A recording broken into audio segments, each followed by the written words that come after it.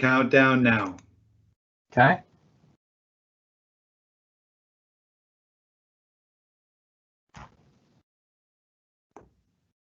You're live. All right. Awesome. Well, hello.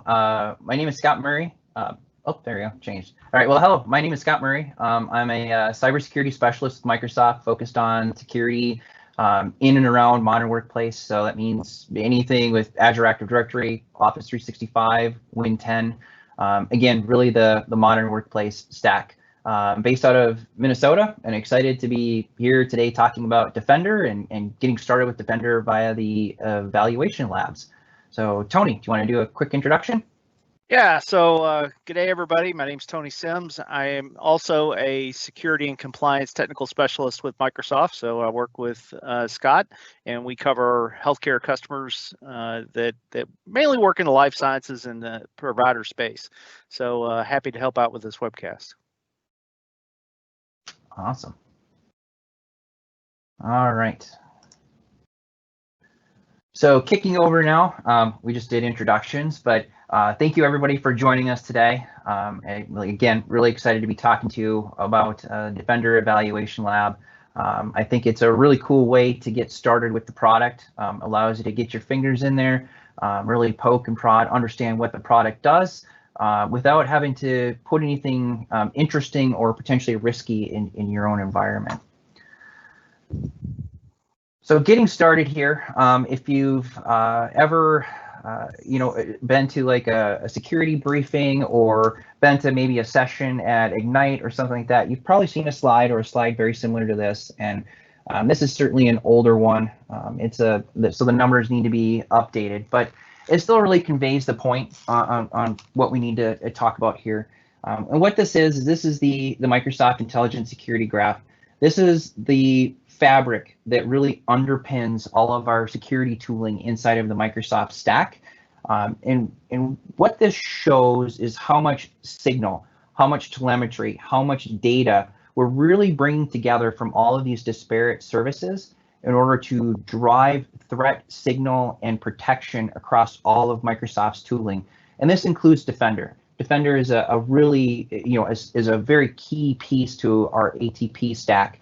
And this really shows how much data is being moved around behind the scenes to really help bolster the quality and quantity of detections and remediations and everything that needs to happen in and around the Microsoft ecosystem. So just real quick, I did want to jump in and just kind of cover Defender itself, just in a nutshell, right? Just give us, what is Defender? What all does it do? What really does it encompass? It's much more than just AV and EDR. So I think it's important to see all the various different pieces that come with Defender, and these are things that you can then test via that evaluation lab. So the first thing here, as we're kind of going through this graph, is threat and vulnerability management. So since Defender is already on the endpoint, already looking at how threats and how different vectors an attacker might take on an endpoint to potentially exploit it, threat and vulnerability management data on those endpoints is already something that Defender is aware of.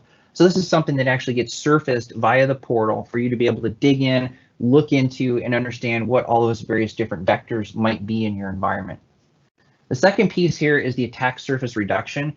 Attack surface reduction encompasses a ton of different capabilities. It does everything from macro control in Office documents. Should a macro in a Word document be able to launch a PowerShell session and reach out to somewhere on the internet and download something? Maybe, but probably not, right? Understanding how and where you want these macros to exist and how they should behave is something you can actually configure as part of attack surface reduction. Another capability there is network protection, taking the smart screen technology that used to protect the browser and only allow users to potentially go to safe sites versus not safe sites. Maybe they can click through, maybe not. Taking and pulling that down to the network stack in the OS, so you have those protections really regardless of which browser, but not only browser, but again, maybe it's a PowerShell window, right? If they're reaching out to a malicious URL, you want to have those protections, just built right into the OS, so it doesn't really matter how the end user is going about it. The next piece here is the next generation protection. This is obviously the cloud-powered antivirus. This is when we're really talking about all of that signal that came from that previous slide and bringing that in and really driving the protection so that it's much more than anything than just signature-based attacks, right? We want to make sure that we're understanding what those behaviors look like and bringing those protections down to the endpoint. The next piece is EDR. This is where we're collecting all the data from all these various different endpoints, putting them into your tenant so that you can then hunt across all of that data and really proactively search for things and understand what the full scope of an attack might be. You get to poke around, twist, pivot inside of this data and really understand what's happening inside of your environment. The next piece here is the auto investigation and remediation. This is the automation capability that ties across our ATP stack. So this is where the capabilities tie from Office 365 into Defender, into Azure Active Directory, really across all of those, all of our advanced security capabilities. It shares signal, but then also with the signal sharing, there's also the ability then to remediate when an attack gets into the environment and potentially touches in multiple spots, where maybe formerly it would take you 3-4 different individuals to do an investigation over a couple days to really understand scope. This stitches it all together and allows you to then potentially remediate that with just a click or two. The last piece to talk about here that really comes as part of Microsoft Defender, the ATP stack, is the Microsoft Threat Experts. Microsoft Threat Experts is a service you can sign up for that allows hunters to go into your data. The data is anonymized, so that's a key thing, is that they're not actually looking at your data and they can't really attribute it back to you. It's all anonymized, but they can actually go in there, they can hunt, and they can see if there's anything interesting additionally happening inside of your environment, and then raise alerts into your portal so that you can actually then take action against those things. So it's a great way to augment your SOC. The second capability here is the Experts on Demand.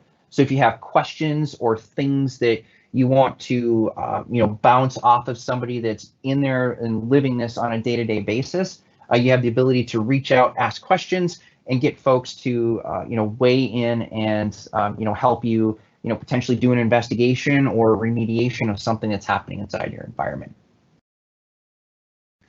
So before I move on, Tony, anything you want to throw out here, or want to make sure I covered everything? I just want to touch on it quickly, but want to make sure I don't miss anything either.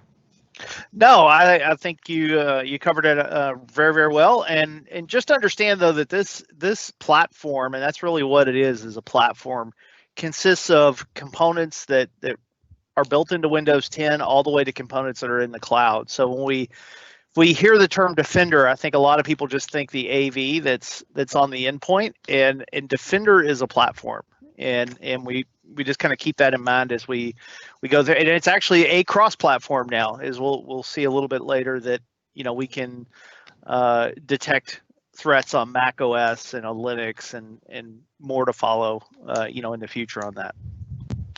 Yeah, absolutely. All right, cool. So the evaluation lab, what is the evaluation lab? Basically what the evaluation lab is, it's a capability that we've added to Defender to allow you to evaluate all of the different pieces by providing you VMs inside of Azure that get attached directly to your Defender instance.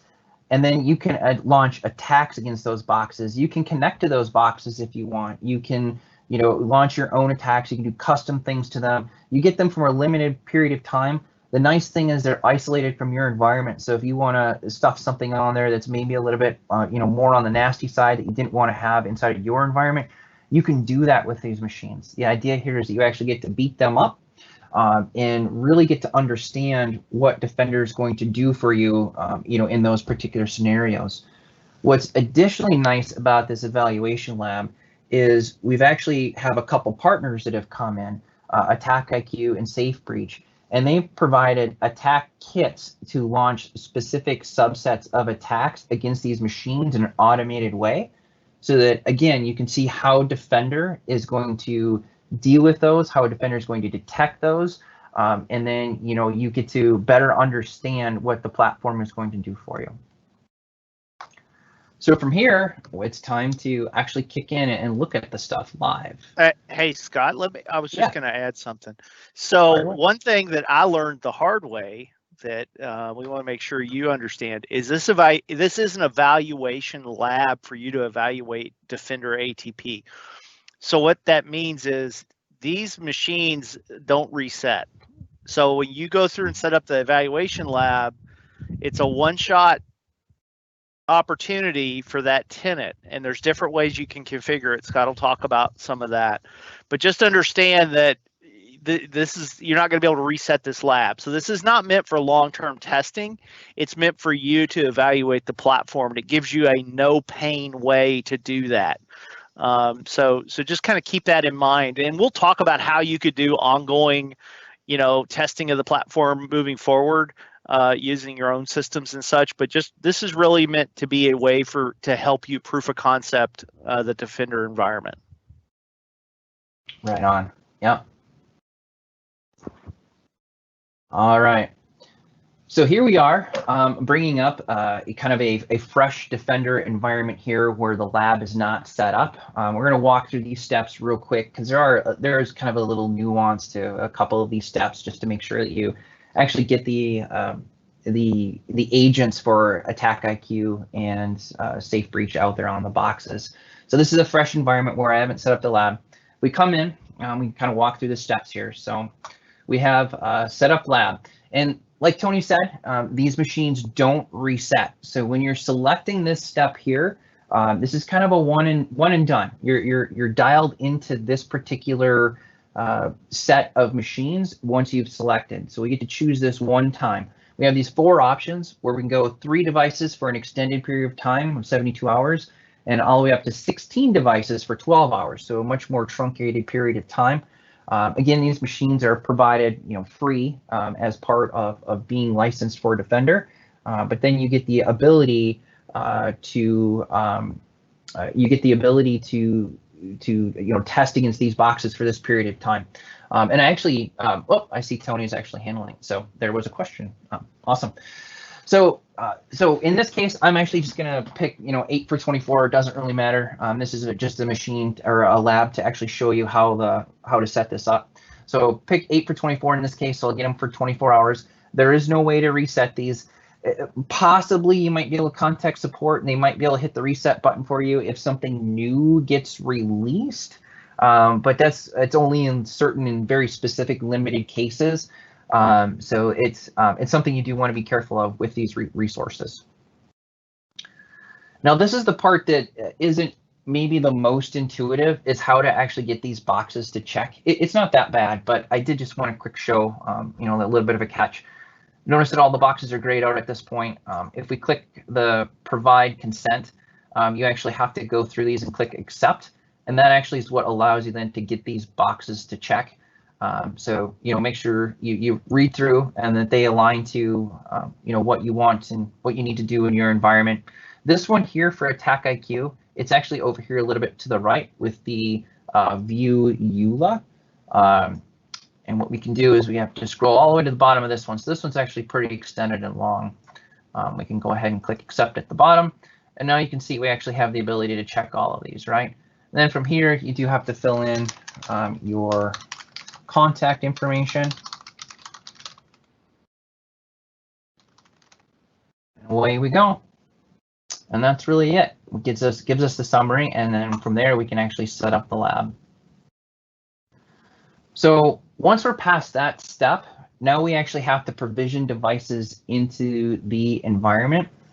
We can see here that if there's no devices in the environment, we actually have this add device blue button here off to the left. If there are, I should scroll in a smidge, make this a little bigger. We have this add device button here off to the left. If you've already provisioned boxes into the environment, then you actually have this add device button over here to the right that you have to use. And for the first one, you can use either. So we're going to go hit add. We actually have 2 options, Windows 10 or Server 2019. In this case, I'll just pick out 10. Go ahead and click add device, and there we go. Since we've already agreed to the attack IQ and safe breach content in the previous screen, this will now deploy those agents automatically to these endpoints. So we'll have the ability then to launch the simulations against those. If I hadn't agreed, then I wouldn't be able to use that content against these endpoints. A quick note Scott, here. I thought you're going to get it, man. The big note. The big note. If you want to log onto these boxes, you get a one-time shot to copy off this password. If you do not copy this password at this time, you will not be able to RDP to these boxes to launch your own content and do your own stuff. You do have the ability to still run the attacks against those via a safe breach a safe breach and attack IQ, but you won't be able to do anything custom with those boxes. So make sure you capture that password. Now this process does take a while to actually provision the box. So from what I've seen, it can take anywhere from probably about 10 to 15 minutes to get all the way to the point where the agents are up and running and you can do everything to it. So what I'm going to do is I'm actually going to switch environments to this environment now instead. And if we go again down to the evaluation lab, it doesn't like the scaling here. I have to make it a little bit different size. Go to the evaluation lab here on the left. We can now see that we have the ability to run simulations. I'm going to scroll back out just a little bit more. I think it fits a little bit better. So we can see simulations down here at the bottom that I've already ran against various different endpoints in this environment. But what we can do is we can actually run simulations against any of the boxes that are currently live. So you notice that I selected the 8 machines for 24 hours. Those boxes, once I provision them, they're only going to live for 24 hours. But if I don't use them, I have basically forever to go and eventually use those up. So if I use 7 of them today, I still got 1 in queue that I can use, 6 months from now or what have you, right? So here, once I'm into here for creating a simulation, I can select either attack IQ or safe breach. We can actually select, which one of the kits then that come with each of these different vendors to run against the endpoint. And then you can see I get to actually select the endpoint. I have 2 of them live currently in this environment to run it against. And that's the full process for actually kicking this out there. Let me show this to you in just a little bit different of a way though. I like actually going this direction instead. So if we come over here again to the eval lab and then simulations and tutorials, there's good tutorials here for just standard stuff that you can do against any of your endpoints anyway. And if you go to the simulation catalog, there are 2 Microsoft provided ones that you can run. Down here is actually the subset of or down here are the ones from the vendors. So here's the one, for example, on persistence methods from Attack IQ, where it covers various different techniques that kit is then going to execute against that endpoint if we run it.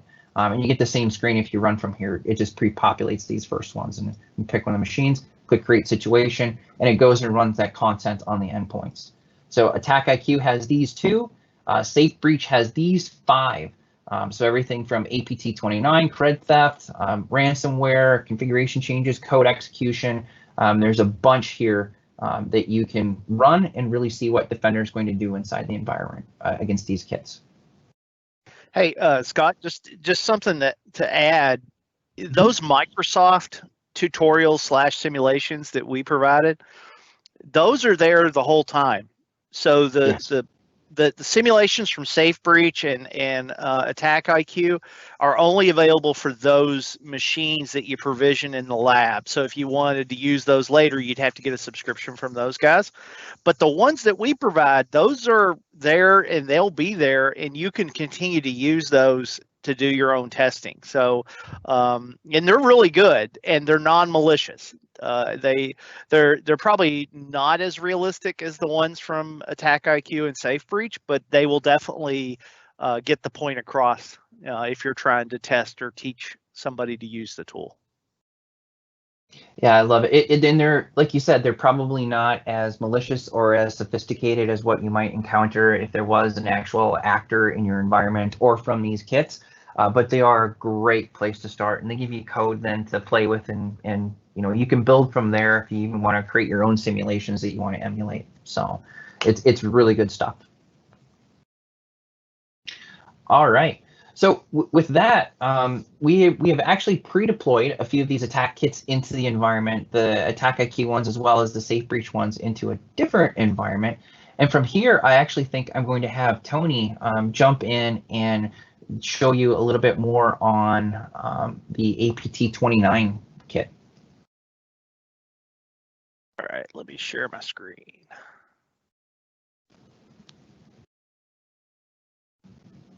And I'll drop that down.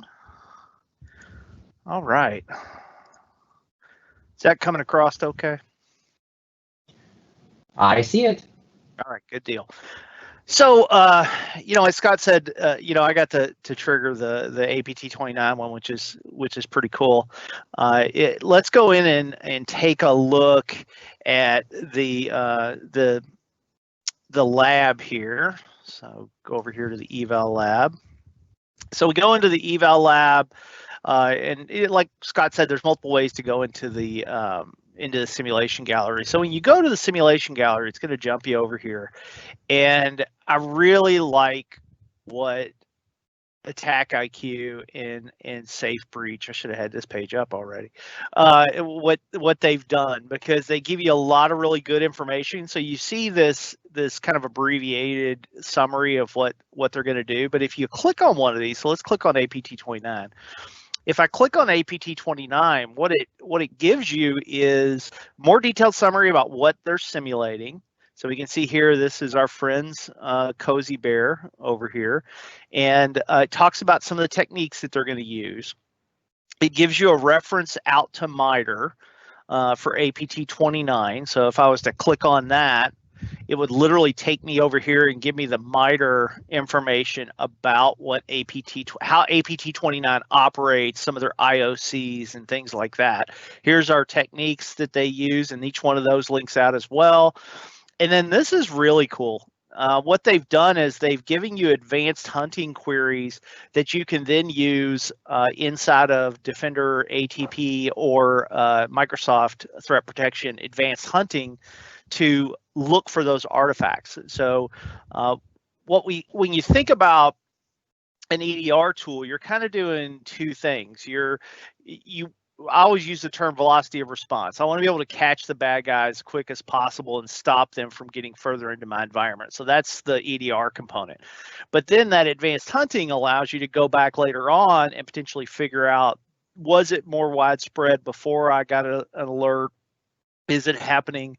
Are there other indicators that maybe I've gotten through threat intelligence that I want to look for on a similar machine? So that can all be done through advanced hunting. So they do a really nice job, these Attack IQ and Safe Breach, of giving you information about how it's gonna function.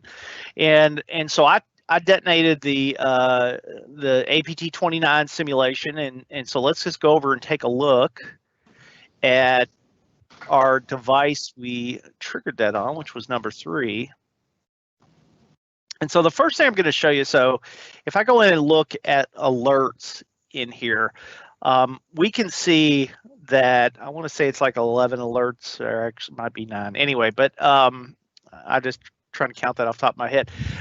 So anyway, those are all the individual alerts that were triggered by the simulation. But one thing that I really want to note before I dig into some of the things that it did was this concept of incidents.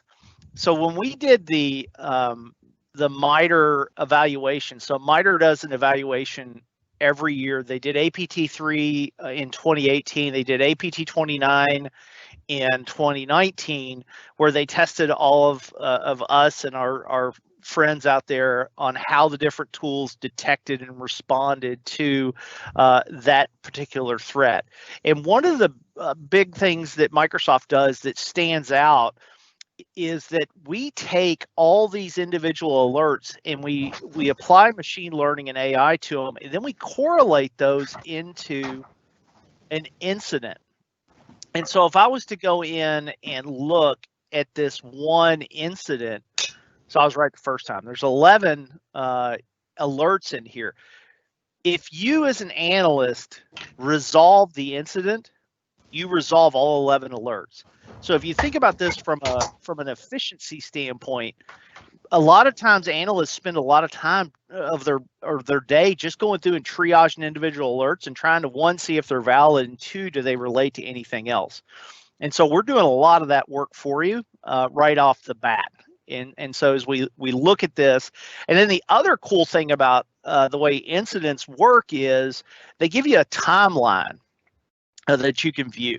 Now, I'm not going to probably jump over to Microsoft Threat Protection. It actually has a little bit of a, what I think is even nicer view of an incident over there. But the concept behind this timeline and being able to tell a story is really important. Because if you take a bunch of arbitrary alerts out there and then you try to fit them together, that can be a little challenging. And what I've seen is, getting a SOC to be able to put together that event timeline is pretty important to resolving the incident. And so now, just a couple other notes that we'll as we look at this, you'll notice that we tagged the threat actor in here. So we attributed this particular threat actor based on the IOCs that we're seeing. And if I select that particular alert, we're going to get our alert story over here on the left so we can see what happened. And we'll come back and talk to that in just a second. And then if we scroll down over here on the right, what you're seeing is an intelligence analysis of the particular threat actor that we attributed. So right there in the portal. Now, Microsoft uses the periodic table to attribute threat actors. So, you'll go in here and you'll see where other people call the, APT29 is known as Cozy Bear. They're known as APT29. They're known as Yttrium, which is not pronounceable by a guy from Kentucky. So, those are the ways that we identify this particular threat actor. And if you go down through here, the Dukes is another name for these folks. And you can see lots of good information about this particular threat actor in the environment. And then we're going to give you some recommendations on what you can do to defend against that. So let's look over here at the actual activity that occurred. So this shows you how safe breach operates. Safe breach. So this whole concept of adversary simulation is becoming really popular now. There's some open source tools that do it. Attack IQ and Safe Breach do it as a business. Essentially, they load a service onto the machine. That service is sort of like your little hacker bot that runs on the machine.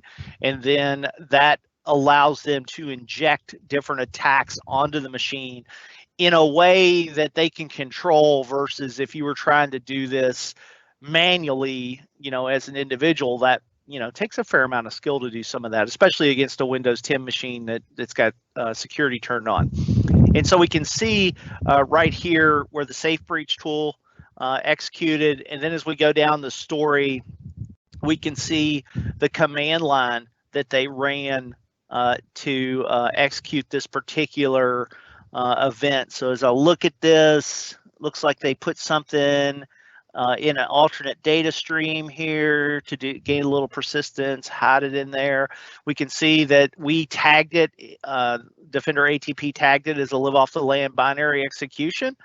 And then if you, again, click on that, you get more data about that particular alert and what happened on that particular alert. And so we can continue to scroll down through here and these behavioral indicators, the way that the bad actor uses things like live off the land binaries, is what's allowing us to do some attribution, right? So we're kudos to Safe Breach for doing such a nice job on their simulation that it actually triggered attribution. Of course, that tells you also why attribution is not always good, because you could, we know it wasn't APT29 that actually did this. Anyhow.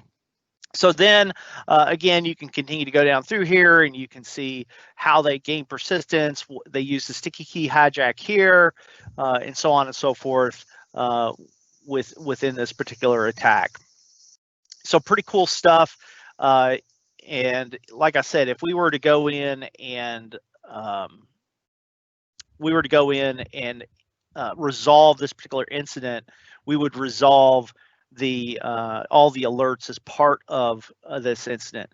Now, some other things that occurred when we triggered this is that we set off and we were wondering if the Black Hawk was going to fly over the house right about the time I'm talking, and it is. I don't know if y'all can hear that. I'll give it a second. Just barely. I can hear it this time. So Yeah, it's you actually can not hear too it. bad. Yeah, I mean, he literally flew right over me. So I'm out in Western Kentucky, and that's our friends from Fort Campbell flying over. So anyway, back to the show. We triggered an investigation on this particular detection. So inside of Defender ATP, we have the ability to do what we call automated investigation and remediation. So AIRS, it's a self-healing functionality. And so this especially kicks in when the AV can't stop it. So when we think about a lot of attacks these days, they're in-memory attacks. They're not on disk attacks, and AV is not real good at stopping in-memory attacks. And so with the AIRS functionality, we can actually get in there and stop some of that in-memory behavior. So we can see the machine that it occurred on. And then this is really important over here in this particular section around entities to analyze. Another really tedious part of an analyst's job is pulling all the evidence off and trying to sift through all the evidence. We do that for you as part of this investigation. So we're pulling the files off the machine. We're not pulling all the files, but pulling the list of files off the machine, the processes, the services, who's it talking to from an IP standpoint, which persistence methods do we see out there. So it's doing all that work as part of this investigation. And then we can see we found evidence, 7 entities found. Now, the reason that it came back with no results is because this is a simulation. And so the simulation basically runs and cleans itself up. So there's nothing there for it to necessarily remediate. So, but it does kick off the process and make it go through the process. So let's go over and look at the evidence. And so we can see the different evidence we collected. It was 7 files out there. Here's the name of those files. So basically, they put them in a random directory that it was named SB underscore and then a bunch of numbers. And then we can see the impacted entity was this B data bin. And we could then, if we wanted to go find this B data bin around some of the other machines, we could just click Go Hunt. And you don't have to be a KQL wizard, which is good for me. And so now what it's doing, it's actually going through in looking for B data bin. So you can see all these different machines. So that's an artifact that's left over from the simulation tool. That's why we're seeing it on these multiple machines out there. So we'll go back to our investigation real quick. We can sift through the entities that are out there. So if I wanted to look at, IP addresses that the machine was talking to, here's a couple. Obviously, that's a loopback address, and we don't have any data on this particular IP. But if we had seen this, we could actually pull some more data out of that. And then the log is going to tell us what Defender ATP did. So it's not a log off the machine, it's a log of what actions did Defender ATP take and then how long it took to do that. So really cool. APT29 simulation is really cool because it is literally a kill chain that you would see an advanced actor use. The simulation tool is really meant inside of Defender ATP for the eval lab is meant for you to test the platform. But one of the things I thought of when I first started looking at this was, man, what a great way to purple team, right? Because I can set one of these off and I know that it's like baking a Betty Crocker out of the box cake, right? Like I know that if I set this simulation off, I'm going to get all these artifacts. And so now I can start training my blue team and what that looks like so that they can walk through the investigation process. So I really am pretty bullish on the adversary simulation tools. I think there's a great opportunity for organizations to use those to do everything from training to testing to just lots of great things we can do with those platforms. So Scott, I'm going to go ahead and turn it back over to you.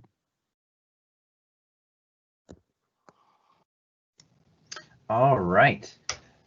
Good stuff. Thanks, Tony. I think that's awesome. All right, let me share my screen out and show just a couple more quick just capabilities around this, just to kind of wrap it up.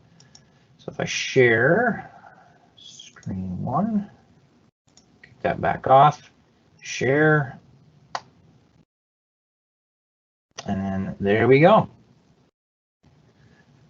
All right, awesome. So Tony was walking through APT 29. I'm going to just real quick show a couple additional capabilities here, just to show a little bit more what you can do with these machines as they're out there. So I'm actually going to go back to the eval lab here and pick on machine number 2, just because I did want to demonstrate, like I said, a couple additional things. So if you look at machine number 2, just like Tony did, I'm actually going to kick into alerts. And in this case, the simulation actually only kicked off one additional alert here. And so if I go in, we can look at the stack or the process tree that actually we can tie back to this particular attack. And for this one was the attack IQ defense evasion kit. This one is a little bit more for persistence and privask. Either way, or actually this particular method can handle both actually. So it's interesting from that standpoint. There's a few different attacks that you really need to monitor for and watch. And what this does is a monitor is set to actually watch for when the process executes by a kind of a the process exits in kind of a non-standard way. And when that happens with this particular attack, a new program is called. So that's what the attack kit does, is it lays down the reg key so that there's a binary that gets called when this particular application exits in an odd way. And if that happens, then the secondary binary is actually injected. So there's a couple different things that I want to demonstrate as part of this, though. So if I expand this, you can go into all the various different steps. And you can actually see, all the different components. One of the things that I do think is actually pretty cool that I wanted to show, though, is we can actually look more at what code this particular kit is actually executing. So if you want to get some ideas, you can actually, you can see actually I looked for it, or no, I did not. Here, we can paste this in. Delete this part. We really just want the file name. If we do this, we can actually see the file was out there, it flashed by. But we can actually, dig a little bit more into this. And again, since this is a simulation, there's not a ton of data here for us to actually look at. But there are different things you can actually do then as part of this. One of the things you can do is you can go out there, you can collect the file. You can even potentially download the file. So let me grab one of these other ones here. So this is one of the other attacks from Attack IQ. If I look at this appcerts.dll, you can see it's actually already been collected. So I can pull this down, and there's actually a process here then where you can crack it open and get to play with the content. So we do have to give it a reason for the download, and I'm just going to say demo. And it does force you to set a password. So it comes down as a password protected zip file, because obviously if you click on something malicious and you pull it to your endpoint, you don't necessarily want to pull malicious code directly to your box. You want to make sure it's thoughtful and that you're doing the things that you need to do in order to protect your endpoints. So I can come in here then. We see it's actually just a zip file. Let's copy it out, one layer, paste, and then we can actually open it up and look at the code. And like I said, I think this is kind of neat because it gives you the opportunity then to explore a little bit more as to what each of these kits are actually doing for those particular attacks. And it can give you, additional ideas on, maybe how a malicious actor is actually working in your environment, or to Tony's point, if you're, doing like a purple teaming or some sort of exercise, this can give you additional ideas on what you might want to have your, both sides actually do. So the last thing I really wanted to demonstrate, just to show that we can do it, I'm going to come back in here to the evaluation lab, and if we go to down here, we can see all of these machines that are live. we have the ability to connect to them. So I'm going to pick on good old machine number 2, the one we were just testing against. If I open this up, every one of the machines actually gets the same password. It is administrator1. I have that password copied off because, as I pointed out earlier, if you don't copy those passwords off when you provision the machine, there's actually no way to get them after the fact. But here, I can actually just dump the password in and I have full RDP access to the endpoint. Of course, I was already RDP to it on a different screen, so I kicked the other one out. But then here we go. So with these machines, you get that allocated time that we talked about earlier. The 8 for 24 or whatever was selected for this particular environment, and you can do what you will with them. So it does give you a playground that lets you beat on them and test whatever you need to test. So I think that really kind of covers the full gambit of capabilities around these. I mean, there's there's 7 different kits from 2 different vendors that really do some pretty advanced things on the endpoints. Of course, there's also the Microsoft content as well that does stay around for forever, and you can use any of the Microsoft stuff against any of your endpoints, either in the eval lab or outside. Tony did point out a good thing earlier too, is that all of this content is actually not malicious. It's not like it's actually putting a bad binary on the endpoint, but it is replicating the behaviors that these attackers do out there in the wild. So it gives Defender the opportunity to pick those activities up and still show, hey, we noticed that this particular reg punch happened, and here are the various different things that we can do about it from a detection or remediation standpoint. So a lot of really good stuff. Hey, all right, Scott. Yeah. I'll show one thing since we got just a minute. Yeah. Because we talk about Defender being a like a platform. And let me share my screen. Take that down. So I triggered. I was fooling around with this before, and I had the idea. So I'm going to trigger a couple of things on a machine just to see some of the behaviors that we get. So one of the things I want you to note, actually, wrong machine, Tony. Let's go to 7. That's the one I wanted. So if we go into this machine, and there was a bunch of stuff that had been done on this machine beforehand, but if we start right here, this is where I triggered it. So we can see the Mimikatz hack tool was prevented, registry queried for passwords, this was prevented, this was prevented. Okay, so those are all, and then obviously we've got sequence of exploration activities, registry queried for passwords. This malware was prevented. I can't get that out right now. So if we go and we go up here and we look at which one I ran, so we go back over our simulations catalog. I should leave that up. What I was doing was running a few things that I knew would trigger PowerShell. So I actually remoted it while we're waiting for that to come in.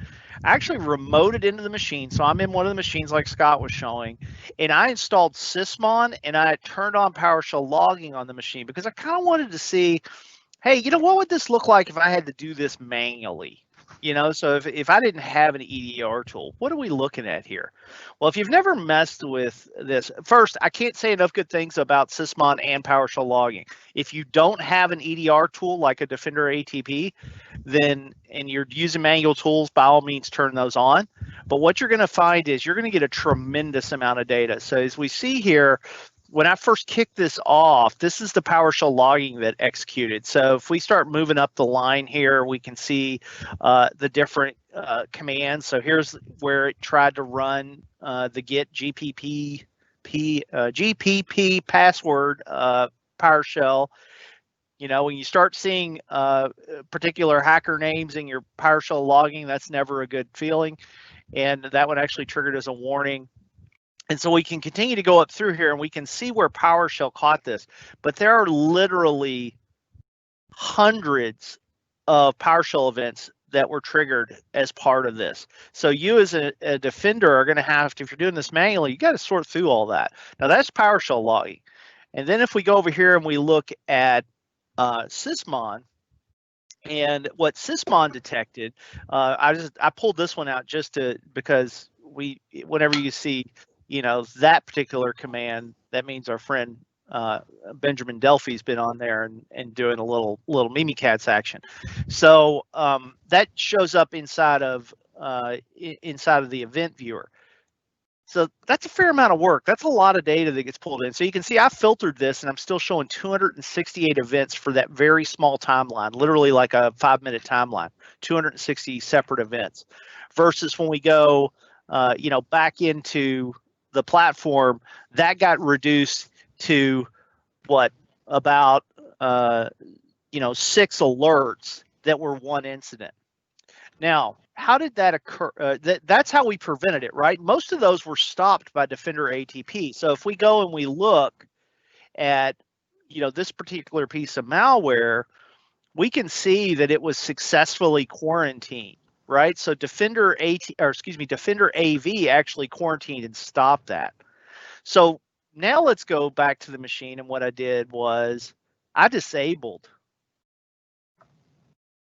the security on this machine. So I turned it off, and then I reran it because I wanted to see what it would look like if I reran it and I didn't have Defender AV enabled. And when you, without getting into too much detail, Defender AV has a lot of action functions that we use with Defender ATP, but it does, Defender ATP is not without capability even with the AV turned off. So if we go back over here to the alerts, and now let's turn them off and let's just show the new one. So what we see now is we still detected what occurred, but because Defender AV was disabled, we weren't able to actually stop, Mimikatz from running on the machine, but we sure as heck caught Mimikatz running. And so a couple of things that make you think about this. One, value of an EDR tool, because sometimes attackers will disable AV, not just our AV, anybody's AV. And if you're using Defender ATP with a third-party AV, we're still going to detect things even if the third-party AV doesn't stop it. So I thought it was kind of cool to be able to go in and disable that, and then be able to see what Defender ATP did. Now, one thing, I'm just going to give you a preview because I don't want to take away from any future webcasts me and Scott do. So hopefully this will get you coming back for more. We started what we call EDR in block mode a few weeks ago, which is where we can stop stuff even if the AV is not working. So come back for a future session and you'll find out more about that, because that's really cool. It makes it very hard on attackers. Now, the last thing I want to show you, because we're kind of talking about simulations today, I want to make sure that you've heard of this site. So demo.wd.microsoft.com. We used to call this the Defender Playground. I guess they decided it wasn't a good name, so they just call it this now. But if you want to go and test our platform, somebody else's platform, you want to understand better how some of the technologies in Windows 10 work, these are all ways that you can do that. So if I wanted to, let me make sure I turn this back on though, because here comes 160th SOAR again. And so, oh, by the way, Defender will turn itself back on after a period of time. Just FYI. So if I wanted to test something like, a potentially unwanted application, I could go in and I can just pull that down. Oh, this is the one that jumps to another location. But anyway, you can kind of see what I can do here. I can pull down different files, like this one should work. So if we go here, what we can do, this is a piece of malware that's never been seen before. Okay, and it's going to validate our cloud delivered protection. And you can see the Defender AV caught it. So there's lots of little tests that you can do here. There's we should do a session on ASR because there's a big component of ASR in here. I'll wait for my buddies to fly past. They couldn't have timed that any better. They say plus or minus 3 seconds is what the 160 says, so they're pretty accurate. Anyway, so definitely test your tools, not just our tools, your tools, using some of these tools that are available for you. And so I'll turn it back over to you, Scott. All right, awesome. Yeah, I think that more or less it wraps what we wanted to cover today. I think we tackled a few questions in chat as well. If there's anything else out there, let me share my screen back out. So I actually took and threw that Defender playground right there in the slide real quick while you were talking. So we'll make sure that the slide content is available along with the recording, so you can reference back to this. But if you have any additional questions or anything else that you need to or want to discuss around Defender, going forward, feel free to reach out to Tony or myself. Of course, there's always the Microsoft team that's in and around your accounts as well. We'll be more than happy to discuss it, in any depth or get you whatever information you need, so that you can go ahead and play around with it and understand how it's a fit in your environment. So with that, I guess thanks everybody for joining today, and look forward to. Oh, you know what? I didn't share my slide out. There we go. Now it's live. Let's see here. There we go. All right. So there's our email addresses. If like I said, if you have any questions, feel free to reach out anytime. So thanks everyone for joining.